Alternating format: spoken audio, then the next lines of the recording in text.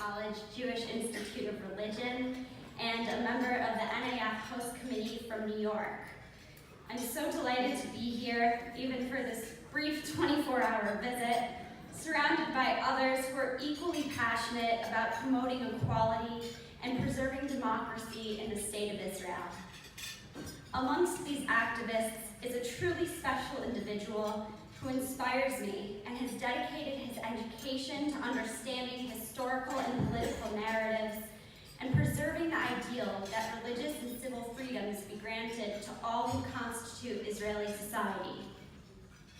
This includes, but is not limited to, both liberal and conservative Jews, non-Jewish citizens, Arab Israelis, and Palestinians. My brother, Michael Brodsky, is regarded by all who know him as one of the kindest, most dynamic, and passionate individuals they have ever encountered.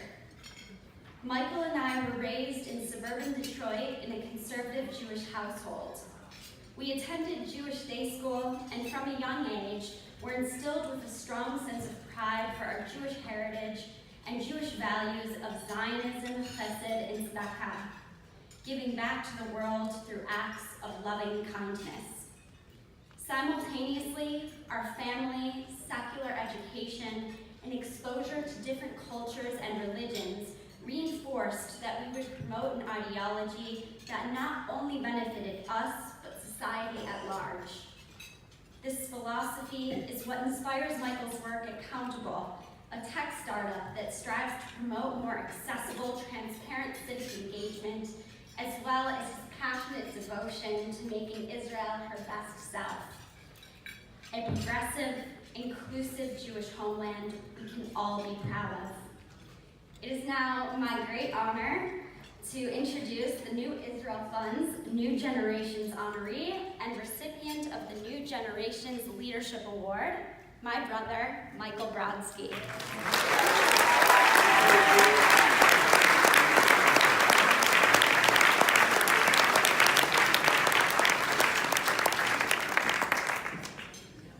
Good evening, and thank you, Luke. I really appreciate that more than you know. You guys just haven't seen us arguing over the remote control. But I can't tell you how privileged I feel to be a part of the NIF community and to be with you all here tonight.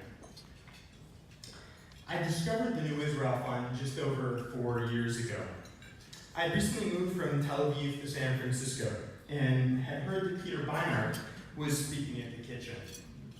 I'd first read his work while a graduate student in London, and his third book, The Crisis of Zionism, left a lasting impression. Really felt like a tome written explicitly for me.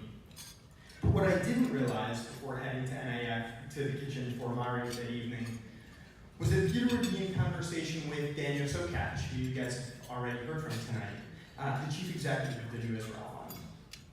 Nor did I realize that NIF would influence me just as much as Beinart's writing, while providing an outlet for the ideas and convictions that Peter helped me articulate. The New Israel Fund is one of the Jewish community's best kept secrets, not only in terms of its expansive work in Israel, but because NIF represents the most essential values shared by our community.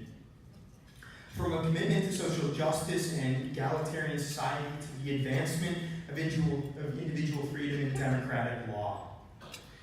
The older I've gotten, the more I've come to believe that maturity lies in holding multiple truths simultaneously. That patchwork quilts are inherently richer, warmer, and more full of beauty than uniform single stitch. It's a rare organization that embodies this kind of nuance, which is one of the many reasons that I've been drawn to the New Israel Fund. It's for similar reasons that I was drawn to Tel Aviv, a city that's played a surprisingly formative role in my life. I love the Bauhaus of Kitar Bialik, the children and grandkids playing in Habima, and the worn democratic socialist architecture west of Ebbing Viro. Tel Aviv streets feel more like gardens than neighborhoods. Each coffee shop's a gem with unique character, and its winding, Silent boulevards on Chavez lend a sense of otherworldly calm. But the real reason I love Tel Aviv is because it embodies, more than any place I've ever been, the spectrum of human emotion. It makes me feel warm and hopeful and endlessly vital, while existing just 15 miles from the occupation. This came to a head for me in the autumn of 2013. Walking down Nachmani late one afternoon, I passed by an elementary school being let out of class. There were silent children of mixed backgrounds running around the playground and climbing on the swings. I overheard their parents mingling on the sidewalk, speaking fluently in both Hebrew and Arabic. From there, I walked to coffee with an Israeli friend who told me of his experience serving with the IDF in Nablus and why he supports the work of B'Tselem, an NIF grantee that documents human rights violations in the West Bank, and the country that he's trying to build for his infant daughter. But later that evening, en route home from Rapid Merkaz, the other side showed through just as starkly. I sat in a taxi talking with the driver when our conversation took a turn toward the vice of politics. A lifelong Tel Avivian, he launched into a tirade against African asylum seekers, heatedly calling them mistani, the Hebrew word for infiltrators, that's been broadly applied to dehumanize an entire community. But what struck me most occurred later that evening when I met a friend for dinner on Allenby.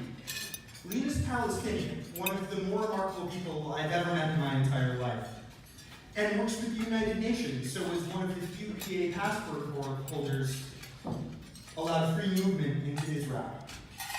We were seated over dinner when our waiter asked about her accent.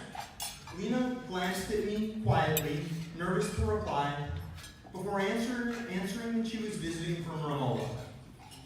The waiter stood still, locked in disbelief, eyes betraying shocked incomprehension. He didn't mean offense or to make her feel uncomfortable, but couldn't help being rendered speechless by this chance encounter west of the Green Line. It's impossible to live in Tel Aviv without thinking critically about all those who can't. About the overbearing influence of the rabbinate on everyday life. About the South Sudanese refugees who trekked through Sinai in search of a future for their children. In short, the city's just like a person. It embodies beauty and light and bias and ignorance. But unlike my experience throughout much of Israel, it always lent an aura of continual questioning and debate and a willingness to recognize its shortcomings in pursuit of something better. It's the same maturity and authenticity that draws me to the New Israel Fund. And it's one of the many reasons that I felt at home in this community. NIF is an organization that actively chooses to embrace complexity, rather than the dogmatism that too often dominates our political and religious landscapes. Just like Tel Aviv, it holds multiple truths simultaneously. So my ask, and my hope, is that we all continue investing in this kind of nuance, in the conversation and improvement that will make Israel a more admirable country and the Jewish community a more admirable family. The New Israel Fund provides this space for me and so many of my peers. It's no coincidence that this dinner is one of the few gatherings where Jewish millennials can thoughtfully engage with their heritage. NIF provides a home for us to meaningfully connect with Israel without checking our values at the door. But we can't operate in this space alone. It's inherently communal work, requiring habitual support and understanding from friends, parents, and grandparents alike.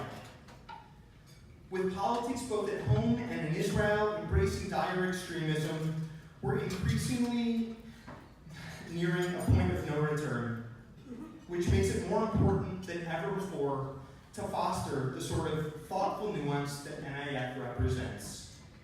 It's not only what this moment requires, but exactly the kind of dynamic community that Jewish millennials are searching for.